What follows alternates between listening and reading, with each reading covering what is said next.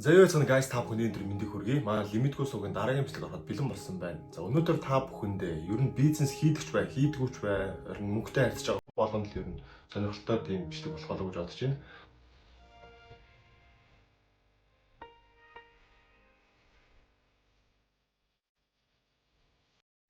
1960-аад оны их үед Америкийн Нью-Йорк хотын нэгэн дунд сургуульд 12 настай хоёр хүү байжээ. За тухайн үед Бен гэдэг хүүхэд биеийн тамирынхаа багштай маргалцсны улмаас биеийн тамирын багш нь түүнд уурлаад 7 минутын дотор тэдний ангийнхны 1 майл газар хүүхийг шаардсан байна. За энэ үед Жери гэдэг хүү гүйж байгаа тухайн алдарч унсан байгаа. За энэ цагаас эхлээд Бен, Жери гэдэг хоёр хүүхэд хоорондоо найзалж эхэлсэн. За Бен, Жери хоёр тухайн үед хоёулаа тийм бондгор хөвсгөр хүүхдүүд байсан байгаа. За ангийнхан тэднийг шоолдог байсан. Гэхдээ хожмын нэг өдөр энэ хоёр хүүхдийг дэлхийд амтаараа тэргүүлсэн зармигны брендийн эзэд болно гэдгийг хинч мэдэхгүй байсан.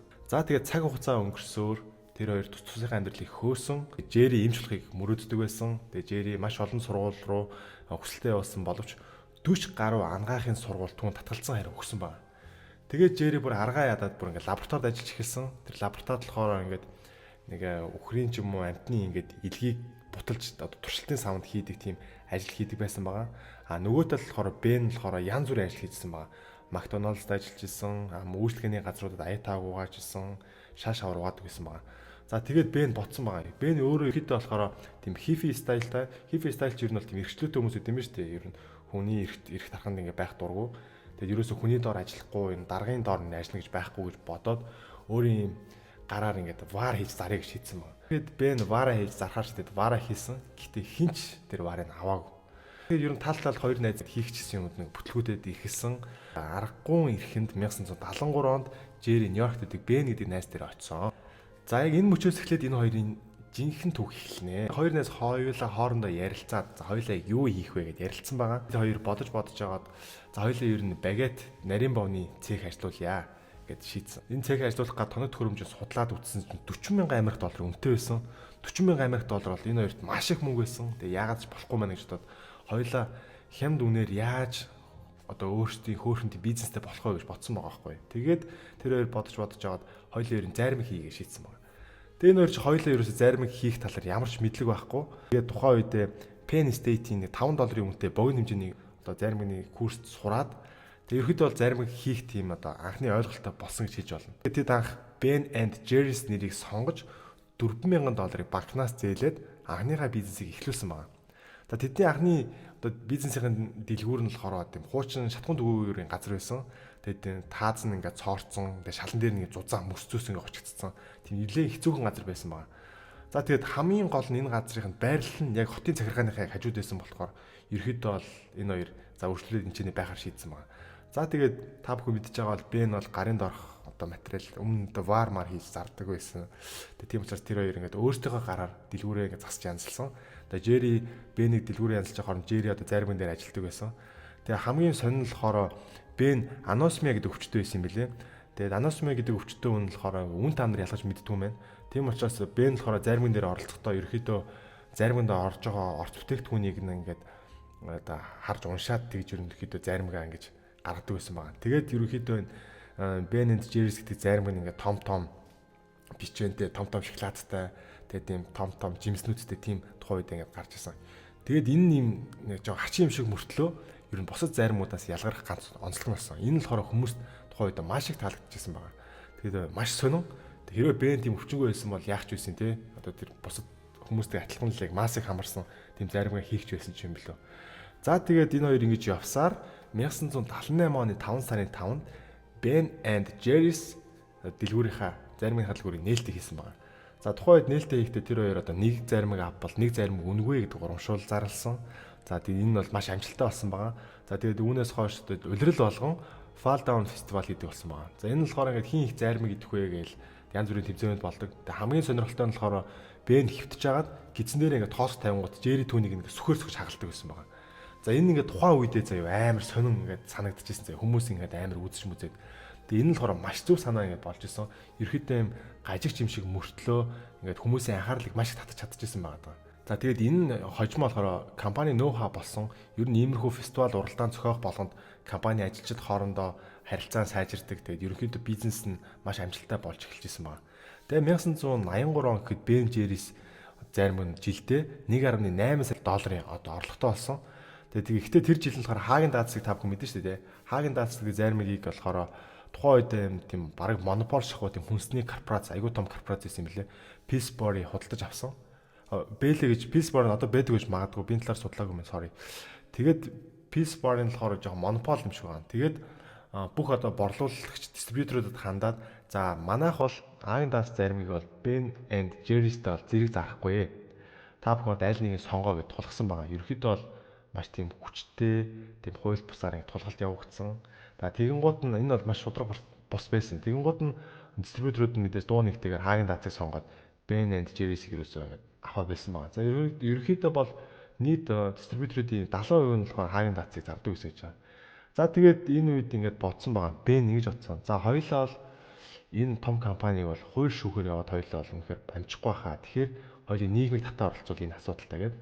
Тэр нь компани ажил явуулсан. За нэг Pillsbury-гийн эсрэг ингээд компани ажил явуулаад тэгээд нэг Pillsbury-гийн маскотыг нэг өмсөж жагаад дөг бой минь юунаас айгаад байна гэх хошин маягаар ингээд одоо нийгэм рүү чиглэсэн. Нийгмийг одоо анхаарал татах гэж энэ асуудалд оролцуулах гэж ингээд тиймэрхүү компани ажлууд явуулдаг байсан байгаа. Тэгээд Rolling Stone сэтгүүл болохоор янз бүрийн нийтлүүд гаргаад за энэ болохоор тухайд маш их хүндрийг аваад ингээд нийгэмд хүрч чадсан. За тэгээд тэгэнгუут нь Pillsbury руу одоо ард хэрэгээ залгаж эхэлсэн. Ерөөдөө ингэж болохгүй штэ гэдэг маш их ууртай бухимдалтай ингээд Pillsbury руу олон хүмүүс залгаад ирсэн болохоор нь Pillsbury-ийн болохоор дистрибьюторуудад нь гаргасан шийдвэрээ буцааж авсан. За ингээд Бэний энэ ухаалаг санаагаар тэр хоёр жижигхэн тийм компани одоо тийм том компаниг ялсан байгаа байхгүй маш ухаалгаар. Тэгээд магадгүй шүүх цагдаагаар явах ч юм уу хуулийн талаар явах юм бол магадгүй тэр том компани үнэтэй өмгөөлөгчүүд ч юм үнэтэй хуулийн пермит үйлчлэгээ аваад эднийг бол бүрж одоо бүр хүмүүстэй одоо юу гэдүүлээ бүр хөрсөөс нь арчих боломжтой байсан. Тэгээд энэ Бэний ухаалаг санаагаар тэгээд тэр шийдвэрээ буцаасан байгаа. Цаг хугацаа явсаар Ben and Jerry's гэдэг зармигийг санаачлагч хоёр маань Ben Jerry хоёр маань бизнесээ ерөөсөө ингэж амар томорно гэж бодоагүй. Тэг зүгээр л одоо найзуудын хоорондох ингээд ярьсан юм а хийгээд гоё ингээд байсан ч тэр бизнес нь үнэхээр амжилтыг болоо томроод ирсэн. Тэгээд тэдний үед энэ одоо бизнес нь бүр ингээд нэг аз жаргал өгөх биш бүр сүүлдээ дарамт стресс болж эхэлсэн байгаа байхгүй. Тэгээд сүүлдээ Ben Jerry хоёр маань за ерөөхдөө энэ бизнесээ хоёлаа ер нь яа дөө зарыг дөө гэдэг бүр брокерууд дээр очих гэж бүр ярилцчихсан гэж байгаа. Гэтэл тэр хоёрыг сонссон нэг өгүүлбэр тэр хоёрын бүх шийдвэрийг өөрчилсөн гэж байгаа. За энэ юу гэх юм бол хэрвээ бизнес чинь таалагдахгүй байгаа бол өөрчлөх ямар нэгэн зүйл хий гэсэн тийм үгийг анх сонссон байна. Энэ үгтэй мэдээж англиараа илүү гоё сонсогдох байх л та. За тэгээд энийг сонсгоодоо энэ хоёр ерөөхдөө окей, хоёулаа ер нь бизнест өөрчлөлт оруулах гэж шийдсэн байна. За тэгээд тэр хоёр хамгийн ихнийхээ өөрчлөлтүүдийг хийж эхэлсэн. За жишээ нь болохоор ингээд компани дотор хамгийн өндөр цалинтай ажилчин нь хамгийн бага цалинтай ажилчнаас 5 дахин л илүү цалин авах. Тэрээс дэш илүү цалин авахгүй гэсэн. За энийг жишээгээр авч үзэх юм бол би одоо компани хамгийн бага цалинтай ажилчин бай гэж бодъё. Би 1 сая долларын цалинтай биш 1 сая доллар. За ерөөл дотор шүү. За 1 сая төгрөгийн цалинтай ажилтан байлаа гэж бодгоод манай компани хамгийн том удирдлага те эсвэл хамгийн том даргаанаар нь ингээд 5 сая төгрөгийг л авах гэсэн. Тэгээ энэ болохоор ингээд ажилтны хоорондын цалингийн зөрүүг ер нь жоохон ингээд хаа муу хол ойлгож байхгүй. Энэ ерөөхдөө болохоор ажилтны хоорондын уур амьсгалыг хэвэн байна гэж бодсон юм шиг байна. Тэгээ энэ нь хэрэгцсэн. Тэгээд компани дотор уур амьсгал маш гоё байсан. Жилийнхээ ашгаасаа 7.5%-ийг Ben and Jerry's Foundation гэдэг нэртэй сан байгуулад орон нутгийн сайн сайхны төлөө янз бүрийн төслүүдийг хандилдаг байсан байна. За гэвч 1984 онд тэдэнд шинэ үйлдвэр барих шаардлага тулгарсан. За тэр шинэ үйлдвэр барихад нь зардал нь 2.5 сая доллар болох байсан. Ингээд тэд компани олон нийтэд хувьцаа гаргаж хөрөнгө босгохоор шийдсэн. Гэхдээ тун өвөрмөс нэг шийдвэр гаргасан нь хувьцаагаа зөвхөн Vermont мужийн оршин суугчдад зарна гэж байгаа. За яагаад гэж байгаа вэ гэх юм бол тэдний гол зорилго нь тухайн бүс нутгийн үнэн хэрэглэгчдийнхаа жинхэнэ эзэн болгоно гэсэн санаа байсан байгаа. Тэгэхээр энэ бол аюу тийм сэтгэлтэй байгаа байхгүй. Ерөөхдөө ингээд шууд гоё нэг үнэн зан чанар гэж үүдэн шүү дээ. Бидний одоо жинхэнэ хэрэглэгчд манай Vermont мужийн хэрэглэгчд юм аа. Тэгэхээр бидний энэ хувьцаагаа Vermont мужийнхаа ард иргэдэд зарна гэдэг. Тэгээд нэг болохоор хүмүүс тухайд сонсоод ямар амар тэнэглэл вэ? Энийг одоо хувьцааг хинч авахгүй шүү гэсэн чинь харин ч бүр шаардлагатай хөрөнгөд маш богино хугацаанд босч чадсан. За тэгээд тэд нэр одоо үйлдвэрээ барьсан. Тэгээд үйлдвэр бариад одоо 1984 онд тэдний жилийн орлого нь 4 сая доллар байсан бол нэг жилийн дараа буюу 1985 онд 10 сая доллар болтлоо өссөн байна. За Ben and Jerry's зарим нийгэмд хариуцлагатай байж чадсан, бас бизнесийн амжилтанд хүрч болно гэдгийг нотлон харуулсан. Тэгээд 1988 онд тэд Америкийн жилийн шилдэг эрэгтэй бизнесмен гэдэг одоо шагналуудыг хүртсэн. За тэдний орлогын хэмжээ 32 сая долларт хүрсэн. За гэхдээ сайн зүйл бүхэн одоо амаргүй байдгийн адилаар одоо захиалгууд эрс нэмэгдснээс одоо үйлдвэрийн ажилчид илүү 12 цагийн ээлжээр одоо илүү ажиллах болсон. За энэ их хурдтай өсөлт нь компанийн системийг жоо доголдуулаад одоо үргүү зардал маш их гаргаад ирсэн байна. Тэр хоёр мөн адил хоорондоо ярилцаад одоо туршлагатай гүйцэтгэх захирал буюу CEO авахар шийдсэн. Тэгээд BNJ2 компани доктортой үйл ажиллагаа төр жоо өөртөө холдуулсан. 2000 онд тэгээд удаан хилцэж иргэлцсэний эцэст компани тууз одоо шийдвэрээ гаргасан. Төлөөлөл удирдах зүйлийн хурал одоо шийдвэрээ гаргасан. За тэгээд Ben and Jerry's зармигийг Unilever гэдэг дэлхийн том корпорацид 326 сая доллараар зарсан байгаа. За олон хүн тэдний болохоор ингээ урагчд те одоо жинхэнэ уг нь аюу тийм хүн чанартай жинхэнэ гоё бизнесмен гэж бодож исэн чинь ингээ зарах хэрэгтэй гэж бодсон байгаа. Тэгэхээр хамгийн харамсалтай нь юу гэх юм бол мэдээж компанийнхаа хувьцааг зараад зарцсан учраас төлөөлөл удирдах зөвлөлийн хувьцаа эзэмшигчдийн хурал болоод тэд нар шийдвэрээ гаргана. Аль масс их шийдвэр гаргасан тэд нар л шийдвэрийг гаргана шүү дээ. Тэгэхээр ерөөхдөө тэр хоёр энд бол нэх амар хамаагүй л гэсэн үг ерөөхдөө. Тэгээд Бэний үед энэ зарагдсныг сонссныхоо дараа ингээд зүрх нь ингээд маш хүчтэй өвдөд одоо яаралтай мэцаалт орсон гэж байгаа.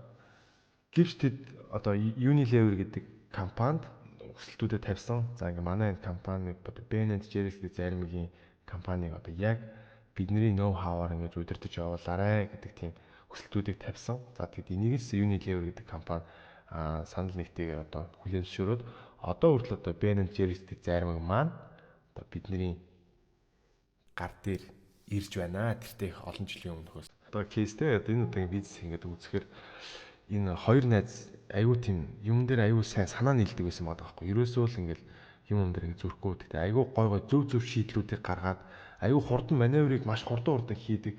Мэдээж мэдлэг өөрөөсөө бизнесийн мэдлэг нь хүрхгүй болох юм бол чадвартай CEO-га авчиж. Энэ мэтлэн ингээд өөрийнхөө хийж чадахгүй байгаа зүйлийг ингээд хангалттай чаддаг хүнд нь даатгаж өгдөг. Тэгээ бас хүн сайн итгэдэг. Тэгээ компанийн дотоод ажилчдад бүгдэнд нь санаа тавьдаг. Иймэрхүү бизнес бол урт хугацаанд ингээд одоо хүртэл ингээд оршиж идэм байна. Ерөнхийдөө энэ хоёр эзэн сэргсэн шин одоо ажилтнууд одоо ажилласаар байдаг гэдэг тийм байд юм биш шүү.